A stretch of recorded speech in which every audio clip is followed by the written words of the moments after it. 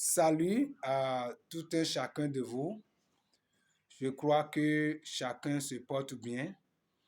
Nous rendons grâce à Dieu qui nous fait toujours grâce de nous retrouver sur cette chaîne pour acquérir des informations, des connaissances qui pourront nous aider à maintenir la vie de nos foyers et aussi de celle de nos relations de fiançailles. J'aimerais rappeler au passage à ceux qui ne se sont pas encore abonnés à cette chaîne de le faire afin que rien ne puisse vraiment les échapper, mais qu'ils soient toujours en connexion directe avec nous pour que nous puissions atteindre l'objectif pour lequel nous nous retrouvons toujours sur cette chaîne. Ce matin, j'aimerais que nous puissions nous entretenir encore sur un nouveau thème, j'allais dire, intitulé La femme qui code son téléphone, quelle interprétation? La femme qui code son téléphone. De façon générale, nous devons nous poser la question de savoir verrouiller son téléphone, est-ce que c'est un problème? Est-ce que c'est un péché? Est-ce que c'est mauvais? Nous sommes dans un monde où chacun cherche la sécurité pour sa vie. Donc, verrouiller son téléphone de façon générale n'est pas un péché, n'est pas un mauvais comportement, mais c'est toujours assurer la sécurité de ses informations. Donc, chacun a le droit de coder son téléphone à cause de ces informations qui sont privées à lui. Donc, chacun doit veiller sur la confidentialité de ces informations privées. Mais nous allons revenir dans notre contexte actuel en nous posant la question de savoir est-ce que la femme peut coder son téléphone et priver ce code-là à son mari. C'est ça que nous allons discuter tout à l'heure. Est-ce que, bien que le verrouillage ou bien coder son téléphone n'est pas un mauvais comportement ou bien n'est pas encore un crime pour tout un chacun de nous, pour tous ceux-là, pour tous les utilisateurs de téléphones portables, mais lorsque nous prenons la femme, est-ce que la femme peut coder son téléphone et priver le code à son mari, à son homme? Nous allons nous allons clarifier la situation. La femme qui code son téléphone, nous allons dire, mais répondant à cette question, non. Parce que celle qui code son téléphone et qui refuse de donner le code à son homme, à son mari dans le foyer, laisse des soupçons derrière ce comportement. Nous allons veiller sur nos informations, mais lorsque nous sommes dans le foyer, nous devons savoir que c'est toute autre actualité. La femme qui cache le code de son téléphone à son mari en train de créer un environnement de manque de confiance entre elle et son mari. Je pèse bien mes mots. La femme qui code son téléphone et qui refuse de donner le code à son mari est entre griffes en train de créer un environnement de manque de confiance entre elle et son mari.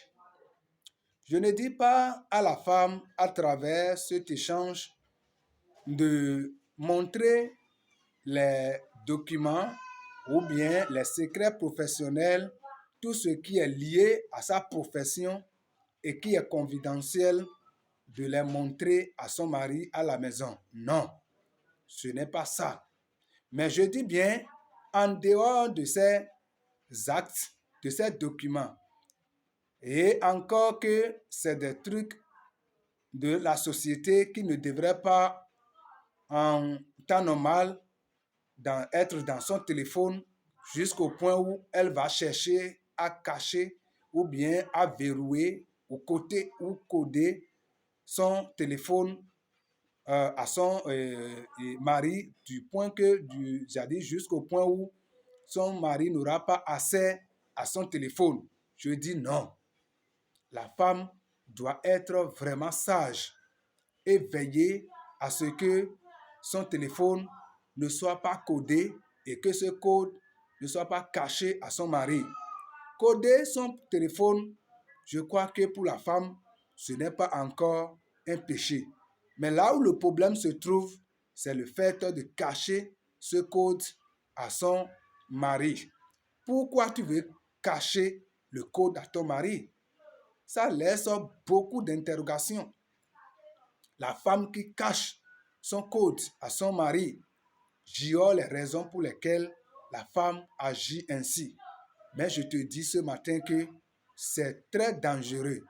Ça ne garantit pas la confiance entre toi et ton mari.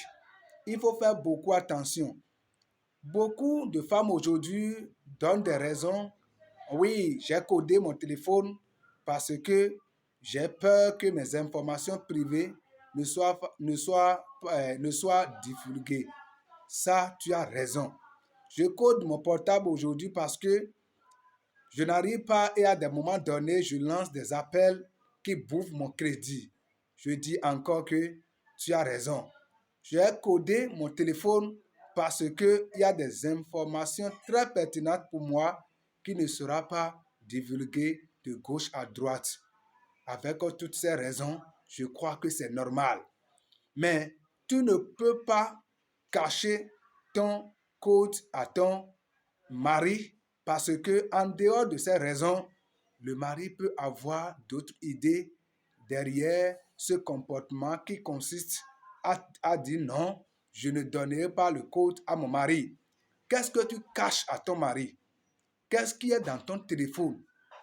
Vous allez voir même des femmes qui codent jusqu'à aller au niveau de la messagerie pour coder et dire que personne ne peut lire les messages qui arrivent dans son téléphone ou bien dans sa boîte de messagerie. Je dis, tu risques gros et tu conduis ton foyer à la destruction. Tu prépares vraiment, comme je l'ai déjà dit au départ, un moment très, très risqué. Et à travers cet enseignement, ce petit conseil que je te donne, je crois que nous allons changer de comportement. Oui, cela ne voudra pas dire non plus que l'homme a assez et que commencer à faire tout ce qu'il veut avec le téléphone de sa femme. Non, nous avons tous confiance en celle-là que nous avons choisi choisi comme femme sous le toile. Nous l'avons accepté, nous l'aimons. Mais nous devons chercher à maintenir cette confiance en nous et la femme doit aussi faire régner cette confiance dans son foyer. Pourquoi tu caches le code de ton téléphone? Ça peut être banal à ton foyer. Ça peut détruire ton foyer. Et je ne m'adresse pas simplement à ces femmes qui sont au foyer. Aussi, nous devons comprendre ceci, que cacher le code de son téléphone, cela peut coûter très cher lorsque nous sommes dans le foyer. Je parle aussi aux hommes qui cachent également. Parce que nous n'allons pas parler simplement de ce côté, mais l'homme aussi doit être prêt à faire régner la confiance. Mon message s'adresse principalement aux femmes, mais aussi les hommes ne sont pas exclus. Vous ne devez pas coder votre téléphone et cacher ça à votre femme et dire à votre femme maintenant qu'elle ne devrait pas coder son téléphone et cacher son code. Ça, c'est de l'injustice. Nous devons jouer chacun sa partition pour faire régner la paix et la confiance dans notre foyer.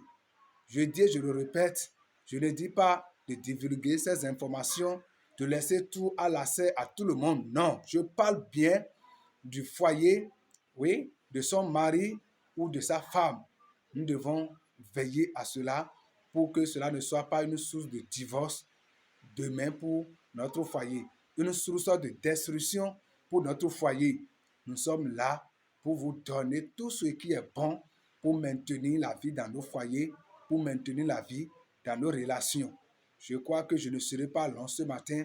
C'est ce petit message que j'ai à vous donner et je crois que peu de mots sages que le Seigneur puisse nous aider pour que nous puissions vivre un foyer harmonieux, un foyer heureux, un foyer béni par la grâce de Dieu.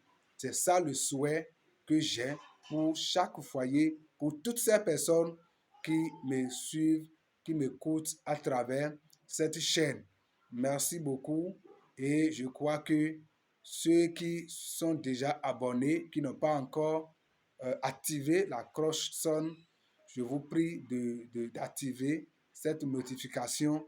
Ça va vous permettre de nous suivre au fur et à mesure qu'il y aura des nouvelles vidéos sur cette chaîne. Merci et je vous souhaite une bonne journée dominicale. Merci et à bientôt.